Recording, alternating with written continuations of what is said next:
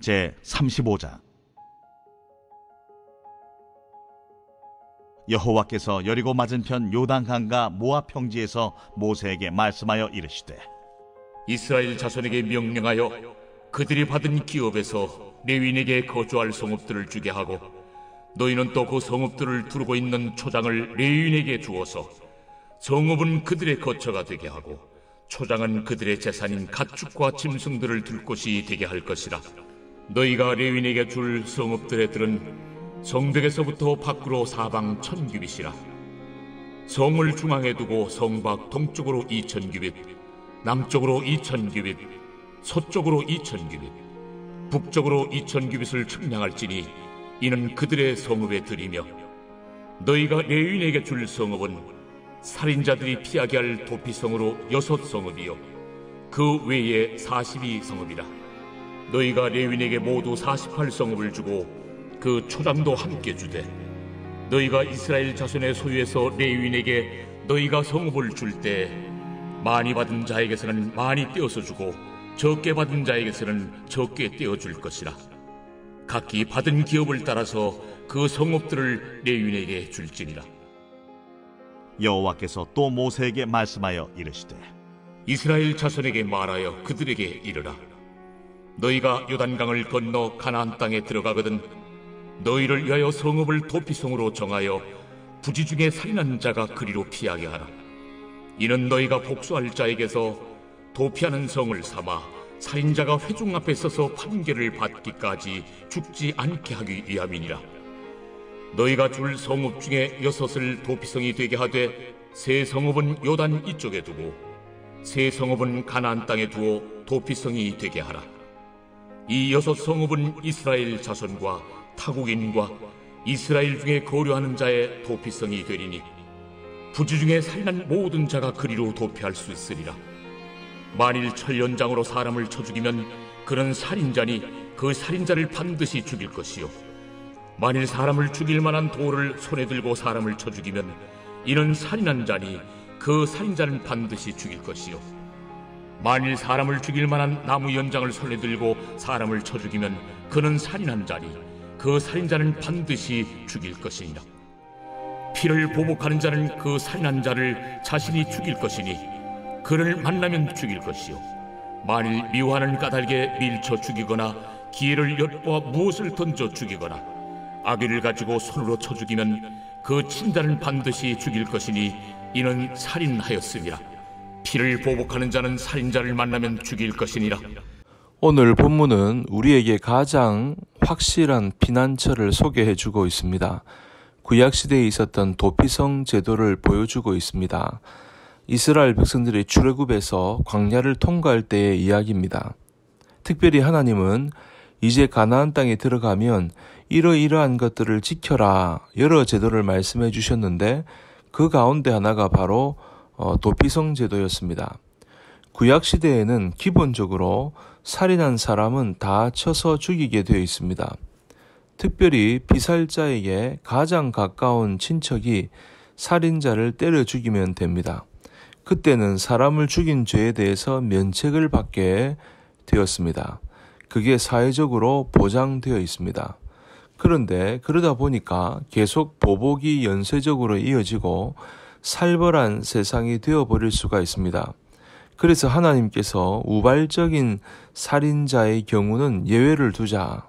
그래서 고의성이 없이 우발적으로 사람을 죽인 경우 죽은 사람의 생명도 아깝지만 산 사람은 실수한 건데 좀 봐줘야 하지 않겠나.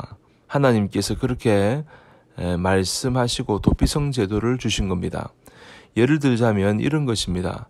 어떤 사람이 벌목을 하는데 도끼질을 하다가 도끼날이 튀었습니다. 그런데 지나가는 사람이 그것을 맞고 죽어버린 것입니다. 고의성이 전혀 없죠. 너무너무 안타까운 현실입니다. 그래서 실수한 그 사람까지 죽인다. 그것은 너무하다는 것이죠. 그래서 그 불쌍한 사람이 정당한 재판을 받을 때까지 보호하는 조치, 그것이 바로 도피성 제도입니다. 정당한 재판을 열었는데 고의성이 있다. 그러면 그 사람은 죽이게 되어 있습니다. 그런데 아무리 살펴봐도 고의성이 없다, 우발적이다. 그게 판명이 되면 도피성에 가게 해서 계속 보호를 해주는 것입니다. 그러니까 죽을 사람이 생명을 보호받는 것입니다. 이 제도는 바로 하나님의 대표적인 속성인 사랑과 공의를 잘 보여주고 있습니다. 여러분, 공의의 속성이 어떻습니까? 사람을 죽였으니 당연히 죽어야 하는 것이 마땅한 것입니다. 그런데 사랑의 측면에서 보면 어떻습니까? 우발적인 측면이니까 불쌍하니까 용서하고 살려줘야 하는 것 아닙니까? 이거를 잘 조화시켜 놓은 것이 바로 구약의 도피성 제도라고 할 수 있습니다. 여러분, 우리 인간들은 다 연약한 죄인들 아닙니까? 그래서 늘 실수도 하기 마련이고 또 허물도 많습니다. 그것으로 인해서 당연히 죽어야 합니다. 그런데 하나님께서는 이 연약한 죄인들에게 구원의 길, 용서의 길, 생명의 길을 허락하셨습니다. 도피성 제도가 바로 이런 것이 아닙니까? 그래서 도피성 제도를 이렇게 설명할 수가 있습니다. 연약한 죄인을 위한 하나님의 특별한 은혜. 이런 도피성을 이스라엘 전역에 6군데 설치하도록 했던 것입니다. 그 내용이 13절, 14절에 있습니다.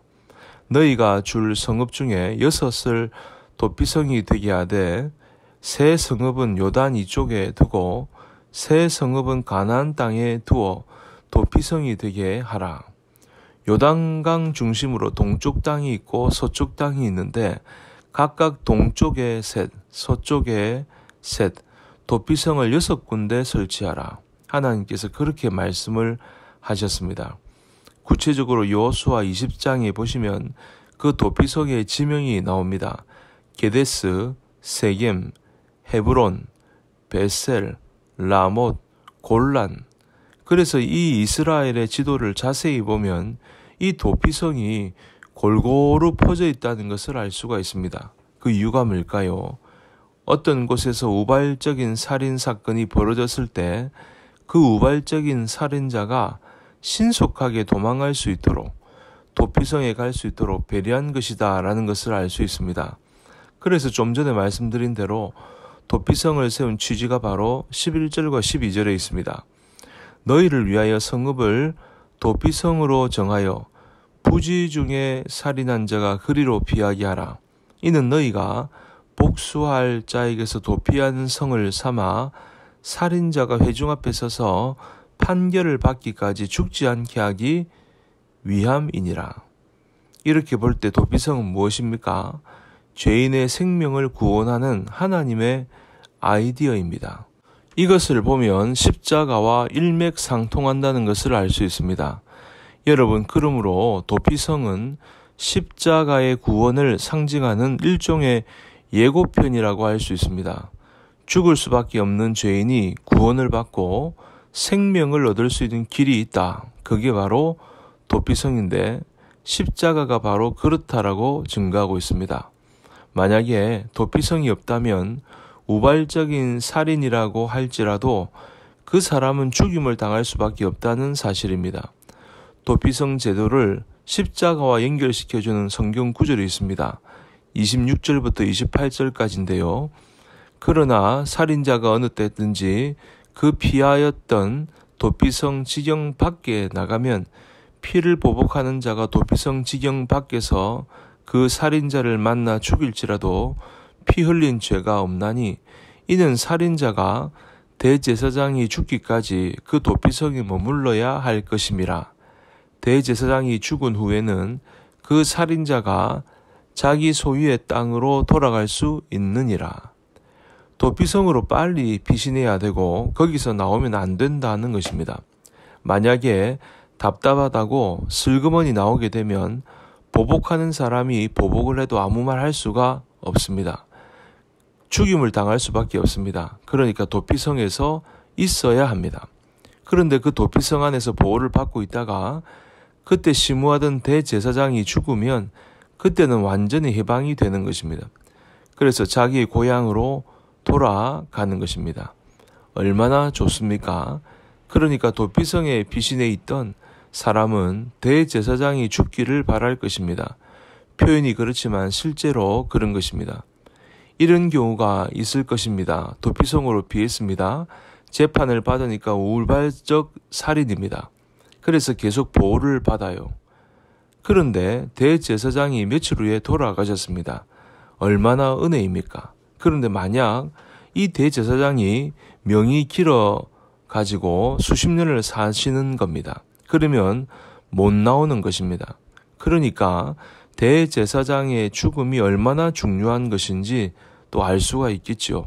그와 마찬가지로 예수님께서 십자가에 죽으심으로 믿는 자가 구원을 받을 수 있다는 사실이죠.